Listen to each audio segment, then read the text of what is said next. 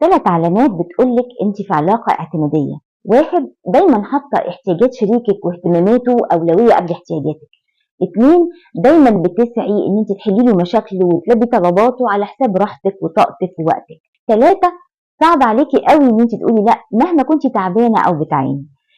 لغاية اللحظة دي انت معذورة، بس بعد الفيديو ده ملكيش عذر.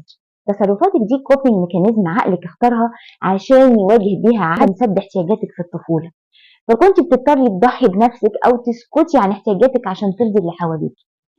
النهارده انت تقدري تتعافي من الكوديبندنسي. تسالي نفسك سؤالين: ايه اللي هيحصل لو حطيت الباوندريز والحدود وعبرت عن احتياجاتي وحقوقي؟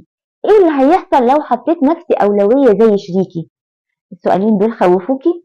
عايزاك تفتكري اول مره وانت صغيره حسيتي فيها باحساس الخوف ده واضطريتي فيها تتنازلي عن احتياجاتك الاساسيه او عن حاجه عايزاها قوي وما عبرتيش عنها. افتكري مشاعرك وقتها، حسيها وتواصلي معاها. مجرد ان انت تحسيها وتفهميها ده هيقلل خوفك ويقلل تحكم الخوف فيكي وفي تصرفاتك. تاني خطوة عايزاكي تعمليها، لازم تبدأي تتعلمي مهارات زي الحدود، توكيد الذات، ازاي تعبري عن نفسك وعن احتياجاتك وحقوقك بس بالطريقة الصح المتوازنة، فما تخسريش نفسك ولا تخسري علاقاتك. وفي نفس الوقت تكوني إنسانة مقدرة، الناس بتحترم رغباتها ومشاعرها وأفكارها وآرائها.